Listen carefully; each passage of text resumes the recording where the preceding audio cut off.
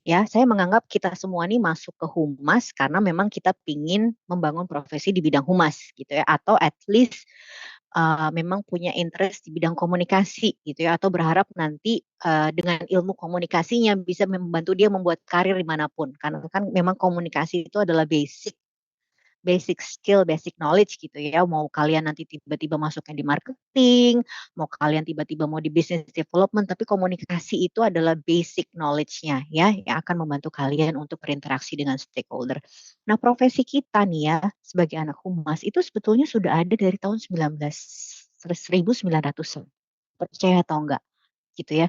Jadi dari dulu itu industri-industri itu sudah mengenal yang namanya publicity, publisitas. Ya, gimana mereka itu mencoba untuk memperkenalkan, apa sih mereka itu, perusahaan apa sih mereka, produk apa sih yang mereka jual, ya. Kalau kalian mungkin Google, di YouTube, dan yang lain-lain tuh menarik banget loh bagaimana seseorang itu membangun apa yang namanya publicity.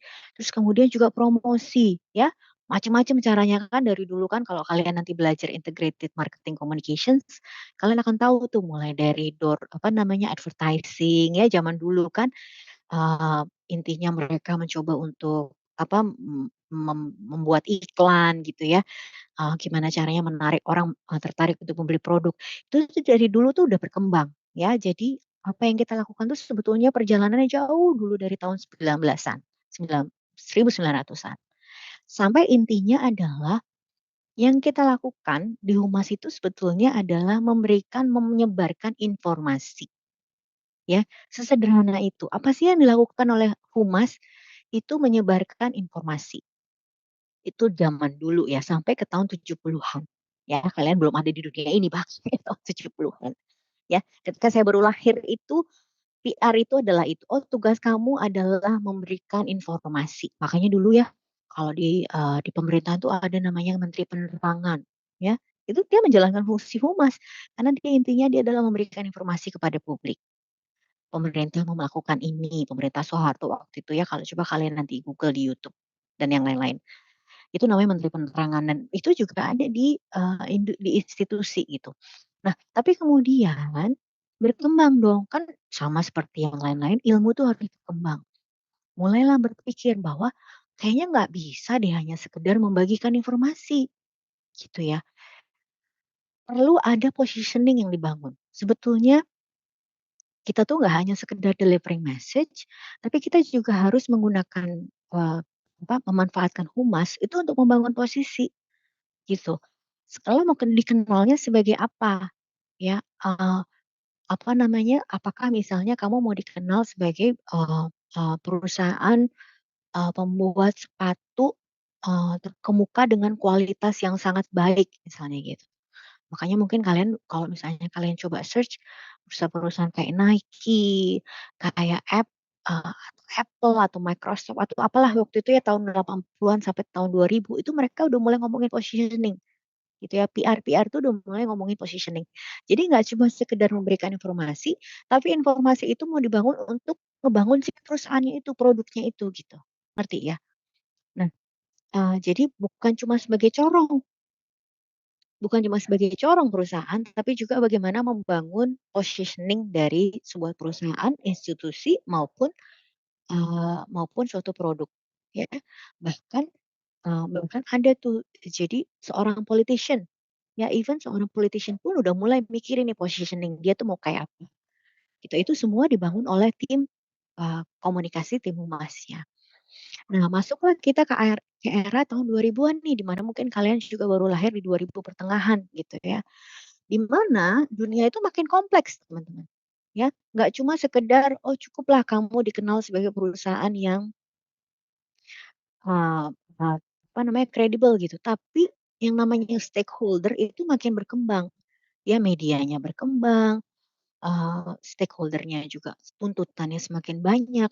Pada akhirnya tahun 2000-an itu teman-teman, itu fungsi kita nih sebagai humas tidak hanya sebagai corong, tidak hanya lagi sebagai orang yang harus menempatkan citra atau positioning, tapi juga yang harus bisa melakukan engagement dengan stakeholder kan. Kalau kita bicara stakeholder ya teman-teman ya, kita bicara kalian nanti pasti belajar kan, sudah belajar ya internal, internal gitu ya, banyak banget tuh internal aja ada siapa, ada employee, ada BOD, ada serikat pekerja gitu ya, ada macam-macam lah stakeholder internal, belum lagi eksternal. Nah, di sini, dari tahun 2000-an itu teman-teman, jadi fungsi humas atau PR itu diharapkan bisa melakukan advocacy. Kalian tahu advocacy apa kan? Ya, bagaimana, mencoba untuk memasukkan suatu agenda gitu ya, kepada publik, itu namanya advocacy. Misalnya kayak waktu kita Covid, kan tidak semua orang agree dengan, vaksin ya, itu harus dilakukan advocacy, harus dilakukan pendekatan ke pemerintah untuk mendukung adanya vaksin, harus masuk ke, tokoh masyarakat supaya orang-orang percaya bahwa vaksin itu baik, misalnya gitu, itu namanya advocacy, ya. Kemudian stakeholder juga menuntut transparansi. Kalau dulu mungkin mereka nggak mau peduli perusahaan kita ngapain aja internal, itu dapur kita, tapi sekarang nggak bisa. Mereka berharap perusahaan itu terbuka gitu, "Lo ngapain tuh? Bagaimana cara lo membikin? Bagaimana, apa namanya, karena masuk ke berita misalnya, kamu memperkerjakan anak-anak di bawah umur," misalnya gitu. Jadi mereka mau, mengharapkan ada transparansi dari perusahaan. Kemudian authenticity, ya itu juga diharapkan. Jadi otentik nggak sih sebetulnya perusahaan lo? Apa sama aja dengan yang lain? Perbedaan kamu tuh apa aja gitu. Terus udah gitu mereka mengharapkan ada interaksi. Makanya kenapa ketika sosial media itu hadir, boom, disitulah ada interaksi antara, perusahaan dengan publik, gitu. Jadi itu makin banyak dan makin kompleks teman-teman, apa yang harus kita, bisa, lakukan gitu ya, pekerjaan kita semakin dynamic, gitu. Nah, itulah sebabnya kenapa pada akhirnya ada fungsi yang namanya corporate communication, ya. Apakah berarti kita nggak bisa disebut PR? Bisa. Saya masih bilang, "Apa profesi kamu?" "Public relations." Iya, I am a public relations gitu ya. Saya adalah PR practitioner, betul, gitu ya. Tapi secara fungsi pekerjaan, saya ada di departemen yang fungsinya adalah corporate communication. Bedanya apa teman? Jadi, kalau misalnya suatu perusahaan itu memiliki yang namanya fungsi corporate communication, biasanya orang-orang PR yang ada di dalamnya itu fokusnya adalah organisasi sebagai satu keseluruhan. Jadi dia nggak hanya ngomongin misalnya, internal comm-nya gimana, eksternal comm-nya gimana gitu ya, atau nanti saya ngurusin peluncuran produk gitu ya. Nggak cuma itu, tapi perusahaan itu artinya, berharap bahwa fungsi komunikasi itu bisa fokus pada organisasi secara keseluruhan, ngerti ya? Dan bagaimana organisasi itu bisa presents itself to all key stakeholder, gitu. Jadi bagaimana sih sebetulnya organisasi itu mempresentasikan dirinya sendiri di semua key stakeholder-nya, baik internal maupun eksternal, ya. Jadi apakah Korkom bisa disebut PR? Bisa. Apakah PR bisa disebut Korkom? Tergantung, kalau memang misalnya ternyata job-nya dia adalah, memang disuruh oversee dan fokusin, organisasi as a whole, corporate-nya gitu. Ya, corporate perusahaannya kayak saya misalnya, saya corporate communications, artinya saya harus juga memikirkan bukan cuma obatnya ya, obat yang ada di bagaimana mempromosikan, kesehatan gitu ya. Saya kalau di farmasi kalian harus tahu bahwa saya nggak boleh promosiin obat. Tapi misalnya tidak hanya saya me mem mem me mempromosikan misalnya, disease awareness ya, ada awareness terkait dengan penyakit gitu ya. Tetapi juga saya harus memikirkan reputasinya Merck sebagai satu perusahaan, secara keseluruhan. Ya makanya saya ngomongin komunikasi CSR, makanya saya ngomongin corporate image secara corporate gitulah ya istilahnya secara entity perusahaannya. Bukan hanya satu produk tertentu gitu ya, tapi betul-betul, kita sebagai corporate ya. Itu. Jadi mudah-mudahan kalian cukup paham, perbedaan mendasar ini, jadi kalian tahu apa yang kalian akan pelajari, dalam satu semester ini. Jadi kalau secara definisinya, jadi corporate communication itu sebetulnya adalah fungsi manajemen yang menawarkan, framework ya, framework ngerti ya? Jadi, supaya ada effective coordination gitu ya, antara all internal dan external communication dengan tujuan apa? Establishing, membangun, maintaining, menjaga gitu ya, reputasi yang positif. Di mata mana? Di matanya siapa? Di mata stakeholder. Stakeholder di mana organisasi itu bergantung. Misalnya, kalau internal kan dia bergantung pada karyawannya, ya. Terus kemudian kalau eksternal misalnya dia bergantung pada customer-nya, dia bergantung pada, investornya, media gitu ya, dia bergantung pada pemerintah terkait gitu, ngerti ya? Jadi sebetulnya penamaan corporate, communications itu karena di dunia kita nih, di dunia komunikasi ini ada fungsi manajemen yang memang, menawarkan, suatu framework ya, supaya ada koordinasi yang efektif. Jadi dia nggak sendiri nih, jadi betul-betul dia harus mikirin tadi seperti saya bilang organisasi secara keseluruhan. Jadi mikirnya tuh harus dari kacamata corporate. Kalau misalnya, saya kerja di Unilever misalnya, nanti, salah satu brand saya misalnya, itu mau melakukan sesuatu, kalau kamu kerjanya di Korkom, kamu harus mikirin, nanti dampaknya buat Unilever sebagai corporate apa ya? Gitu. Jadi nggak hanya kemudian focusing, on one, apa sih namanya, one single initiative, PR initiative only gitu, tapi betul-betul, helikopter view-nya tuh harus dari kacamata corporate. Nanti benefit-nya buat perusahaan apa? Apakah nanti, akan bisa, membantu perusahaan mencapai goals-nya, kayak gitu. Kira-kira sampai sini ada yang mau bertanya nggak? Izin Mbak, berarti bersifatnya long term ya Mbak? Long term definitely dong. Kan, kalau Korkom itu kamu bicara apanya? Programnya? Iya, kayak maintain citra Mhm. sama Oh, ya. definitely definitely. Ini bukan pekerjaan yang bisa dilakukan overnight, betul Irgi. Jadi, mmm, apa ya, bahkan tiap tahun kadang-kadang, jadinya objektif kita tuh betul-betul harus meningkatkan awareness misalnya gitu, atau meningkatkan reputasi itu pekerjaan yang, eee, jangka panjang dan jangan salah rusaknya cepet banget. Jadi kalau misalnya ya, kamu udah bekerja begitu kerasnya untuk membangun reputasi, terus tiba-tiba ada satu kesalahan gitu ya, yang dilakukan, boom, udah deh rusak reputasinya. Ya.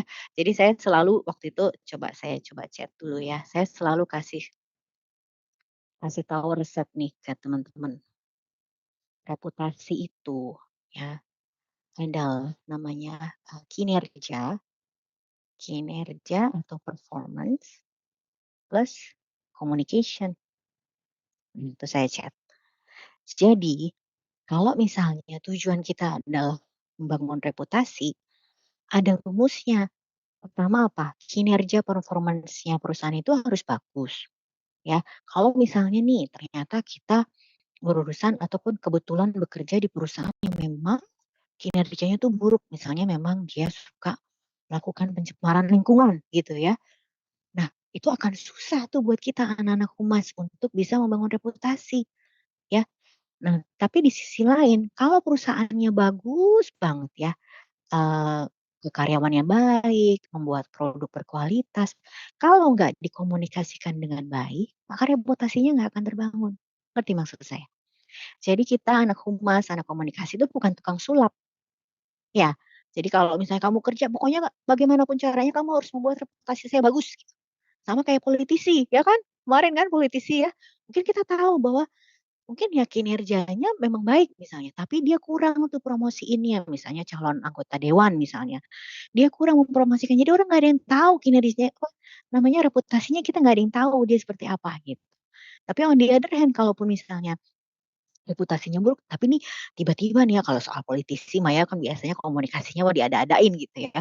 Dia bisa tutup sedemikian rupa gitu, jadi reputasinya tetap bagus gitu. Itu kan tapi berarti kita bicara soal etika, tadi di ada ekspektasi, ada bicara etika ya. Nah, tapi kalau umumnya secara perusahaan, ini peran kita teman-teman. Jadi sebagus apapun program yang kita buat komunikasi, kalau at the end of the day kinerjanya nggak baik, maka reputasi itu bukan satu-satunya, kita yang bertanggung jawab gitu ya. Tapi betul-betul peran kita tuh penting, karena dengan mengkomunikasikan kinerja perusahaan, maka reputasi itu bisa kebangun, ya. Thank you Ergi for asking. Anyone else have any questions? Saya izin bertanya, Mbak. Silakan Naufal. Jadi kan dari tadi saya, memperhatikan saya tuh menemukan banyak sekali istilah Mhm, yang pernah saya temui di pelajaran-pelajaran sebelumnya, entah very itu good. berhubungan dengan stakeholder, terus juga Yes. menjaga reputasi organization as a whole. dan Yes, juga menjadi kayak, apa namanya tuh, jembatan untuk mengkomunikasikan perusahaan yes. dengan pihak luar. Di sini tuh Mhm. saya menemukan banyak sekali kesamaan antara Qualcomm ini dengan, PR yang pernah saya pelajari gitu, bahwa Ya, ya, of course. profesi PR pada Mhm. umumnya gitu. Jadi Yes, saya yes. menemukan bahwa kayak, eee, mereka ini tipis banget gitu loh, Mhm, kayak hampir saling bersinggungan gitu antara mhm, mhm. Qualcomm dengan PR ini. Jadi saya Ya, masih agak sulit gitu untuk oke. membedakan kayak Membedakan baseline-nya ya. Ya, gitu, ya, Mbak. ya, ya, that's good. Iya betul, karena gini, thank you Noval, very critical question and I like it.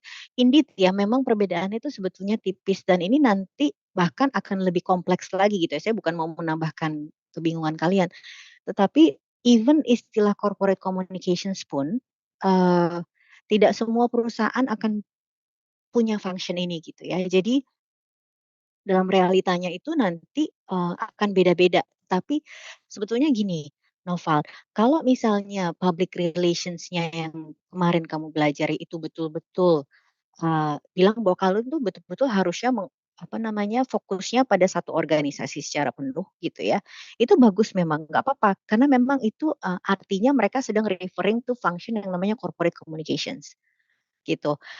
Tapi karena gini, prinsipnya adalah karena PR sendiri ya, itu nggak semuanya akan mendapatkan tanggung jawab untuk overseeing the corporate communications-nya, gitu. Jadi, seperti saya bilang tadi ya, kalau misalnya kayak, kayak kamu di industri IT gitu ya, atau misalnya kamu di industri otomotif ya, itu pasti fokusnya akan lebih ke brand-nya. Ya, akan lebih ke brand-nya. Jadi, misalnya brand terutama brand produknya gitu ya, jarang banget yang pada akhirnya focusing pada si corporate-nya gitu. Ada nggak sih nama satu brand yang betul-betul nggak sama sama perusahaannya misalnya gitu ya, kan kalau Unilever rata-rata nanti di branding tuh kita belajar tuh. Jadi, tidak semua PR itu dalam posisi untuk bisa overseeing atau melakukan si function corporate communications ini. Tapi jangan bingung karena sebetulnya gini, ini hanya masalah terminologi, keilmuan ya. Kalau intinya adalah kalau kemudian kamu sudah pernah belajar bahwa PR itu seharusnya memang melakukan fungsi corporate communication, that's good, that's very good, gitu ya. Karena memang, banyak sekali yang masih menyangka bahwa PR itu, ya udah tadi ya, meminjam teman kamu meminjam istilah teman kamu adalah face of the company. Jadi kayaknya, oh berarti, fungsinya tuh adalah dia harus tampil, dia harus bisa, muncul ke depan gitu ya ketika lagi situasi krisis, dia harus menjadi juru bicara perusahaan. Jadi bukan hanya itu, justru tujuan dari kelas ini adalah kalian tuh harus betul-betul bisa menyadari how critical your function is gitu ya, buat perusahaan. Yang jadi, kalau kemarin kamu udah bilang bahwa PR itu sebetulnya cakupannya luas, indeed indeed, gitu ya. Jadi nanti kalian harus siap, ada perusahaan yang memang dia akan punya departemen yang namanya corporate communications. Karena mereka memang menyadari bahwa, mereka punya kebutuhan itu tuh. Jadi yang harus di-highlight adalah corporate communications-nya ya, tidak hanya sekedar PR-nya. Tapi nanti di sisi lain ada perusahaan yang fokusnya ya udah kamu cukup PR, bahkan ada yang akan, "Oh ya udah kamu gabung dengan marketing, PR and marketing communications," gitu ya. Itu adalah terminologi profesi yang nanti ya kita akan hadapi secara kenyataan di dunia kerja, ya. Tapi jangan bingung, karena makanya tadi saya bilang, apakah PR nggak bisa disebut sebagai korkom? Apakah korkom nggak bisa disebut PR? Nggak gitu juga gitu ya. Jadi, eee fungsi PR yang apa namanya, menurut saya ya, harusnya berarti di kelas ini tuh kalian betul-betul bisa menyadari fungsi strategis dari sebuah PR, dari seorang PR kepada perusahaan sebagai secara keseluruhan gitu loh. Jadi corporate communications ini, indeed ya, memang kan, seperti tadi saya bilang, itu apa ya, framework yang memastikan agar ada koordinasi yang efektif antara komunikasi internal dan eksternal. Karena gini, Noval, balik lagi, tidak semua perusahaan akan punya, fungsi ini. Ada yang internal communications-nya misalnya dilakukan oleh HR ya, terus kita, eksternal apa, PR-nya itu misalnya difokusin ke eksternal gitu. Jadi memang, saya memahami kebingungannya gitu ya, tapi menurut saya jangan kebingungan itu, menjadi penghalang kamu untuk bisa, mendapatkan pemahaman penuh sebetulnya yang sedang kita pelajari ini apa. Jadi saya nggak mau kalian berhenti di secara definisi kalian nggak bisa ngebedain tuh gitu ya, karena menurut saya even definisi ini aja, ini kan menurut satu buku gitu ya. The other, books can say different thing gitu, tapi intinya kalian harus tahu gitu bahwa kalau misalnya kita bicara PR, sebagai komunikasi, communicator gitu ya, fungsi kita adalah itu dan it's good bahwa kalau dosen kalian yang sebelumnya itu udah betul-betul, memberikan pemahaman bahwa harusnya bukan cuman, sekedar yang tadi saya bilang, bukan hanya sekedar satu function, tapi dia betul-betul harus melihat